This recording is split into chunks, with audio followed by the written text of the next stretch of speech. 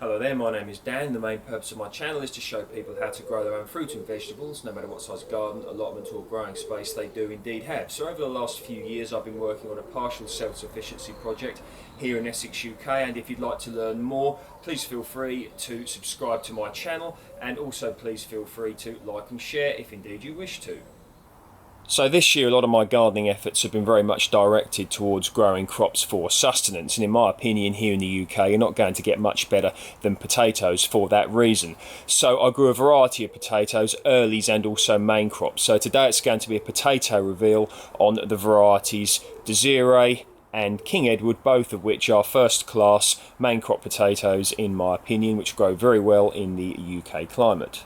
So I've got some potatoes growing in this raised bed, which is largely composed of the soil from this area, which happens to be sandy soil, so drains very quickly indeed. And you can also see I've got some in some tubs here, which are a variety of sizes, largely around 25 to 30 litres, but I've also got some growing in some smaller tubs, such as this one here, which is very interesting because I can really feel the potatoes in there. So when I do the reveal out of this container here, I think that's going to be quite interesting what's in there. This raised bed down here as well, you can see it's not raised as much as the other one. Now regarding the Desiree potato, this is from the year 1962 from Holland, and they're said to be ready around late July into early August. The King Edward potato is from the UK from the year 1982, and they're said to be ready around mid to late August. Of course this depends on when you set them, and it also depends on what the weather's like in your local area. So all of my potatoes that I grew this year, I sowed them around mid-March time. Now the ones in the containers here were actually in the ground where my other polytunnel now is. Many of you are aware that I put up the polytunnel around May time, so I had to take them up and I put them into some containers. The containers are now here, but I did initially have the containers in the polytunnel, and I moved them at a later date. So it'll be very interesting to see just how the comparison goes with regards to moving the potatoes and how they reacted to that. I'll link a load of videos down below that you can look at if you wish. You can see my other potato projects this year, and I'm also going to put some videos on the screen at the end of this video. You can click on those if you wish to. Okay, we're going to now get started. Let's do it.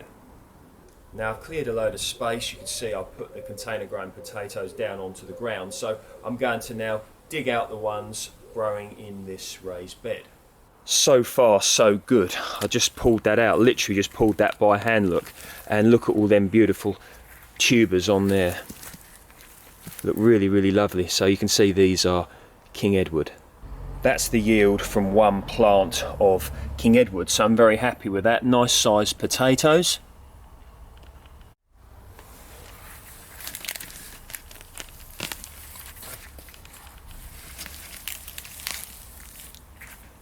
That's another nice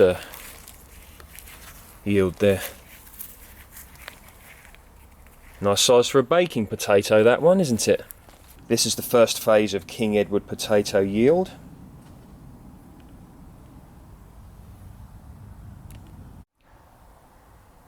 This looks like my overall yield of the King Edward potatoes grown in this raised bed. Next up are going to be the container grown potatoes, so there's going to be a variety of King Edward and Desiree in there. So I'm going to chuck them out on here and we will see what we've got.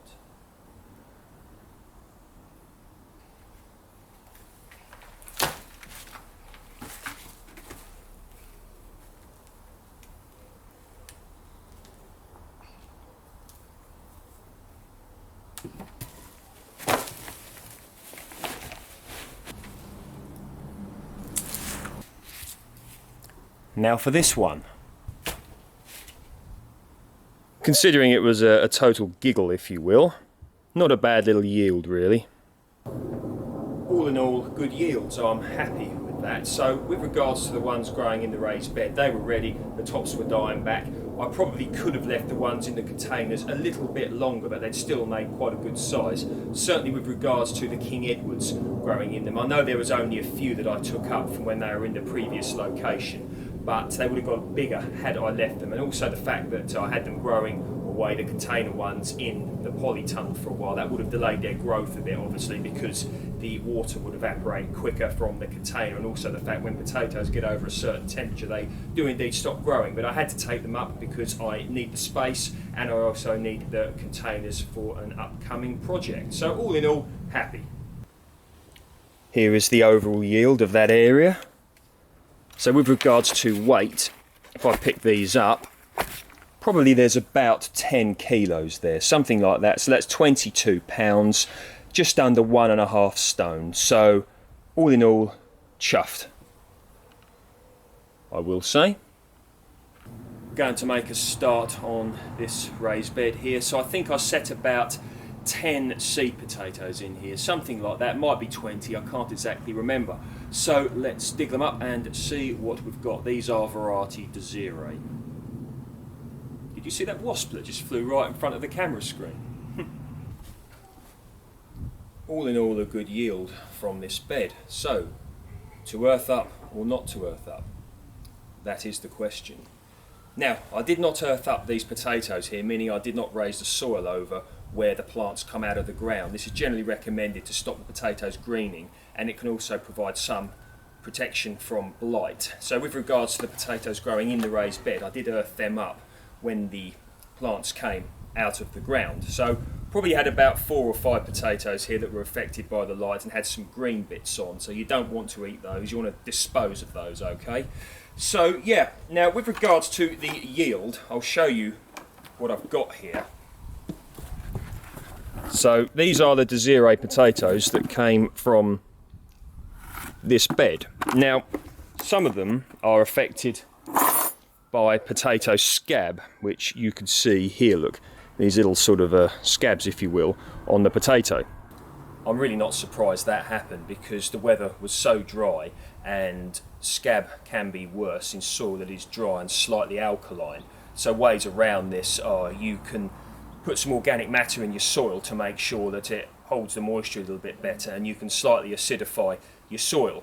So that's one thing that you can do. But what I'm going to be doing over the winter period, maybe even sooner than that, is putting something in here to help build it up a little bit. Got so many projects underway, you have to stay tuned for those. I eat the potatoes that are affected by the scab. I just cut the skin off and proceed to boil them or chip them, whatever I'm doing with them. So how am I going to be storing these potatoes? So I'm going to be leaving them in these buckets in the polytunnel here until the end of the day. Now if it wasn't going to rain, I'd leave them outside on top of the raised bed to do their thing, but because it's going to rain, I've got them in here, because if I leave them outside it'll wash the soil off of the potatoes, which you don't want because the soil will help to preserve them. I know it's tempting to give them a scrub or put them under the tap or whatever, but don't do that. Leave some soil on. Now at the end of the day I'm going to put them in a dark place. It must be a very dark place, okay? The old-fashioned way was to store them in clamps. But what I'm going to be doing is just putting them in a dark place, so wherever that is, whatever, no sunlight coming through, and leave them like that for a week or so. Then I'm probably going to put them into some Hessian sacks, which will hopefully be arriving soon. So yeah, very, very happy all in all with my potato yield. I'd like to think I've got about 15 kilos of potatoes here. It's probably a bit less than that. So if it is 15 kilos, that's 33 pounds, which is about 2.3 stone, something like that. So very, very happy there. So, growing and harvesting potatoes evokes some quite nice memories in me. I remember the year 1999 when I was 14 years old and the world was a very, very different place. I had a job working on a farm, and one of the crops that they produced was potatoes. I remember working on the variety Maris Bard, and we would be going along on the field. We were being pulled by a tractor in a grader, and the potatoes would come up out the ground onto the grader on a conveyor belt, and we would chuck the bad ones back onto the field. The good ones would then get put into a trailer, taken to a barn and further processed. They'd then get bagged up and then put into another barn or straight into a lorry, and the potatoes would go off for sale. You know, most of them at that time went for chip shops. Very, very interesting memories. So there we go. It's amazing what happens when you're gardening, what you start thinking about. So of course potatoes have been used to sustain civilizations for many, many years, and such a versatile thing to grow. Absolutely beautiful taste, you know, chips, you could use them for roasting, mashing, boiling, whatever. What's taters, precious? What's taters, eh? Bonus points below for those of you who recognise where that reference came from. Okay, so if you like my work, please feel free to like, share and subscribe, and I look forward to seeing you in the next video. And of course you can check me out on Dan_Home Gardens on Instagram if indeed you're interested. See you next time.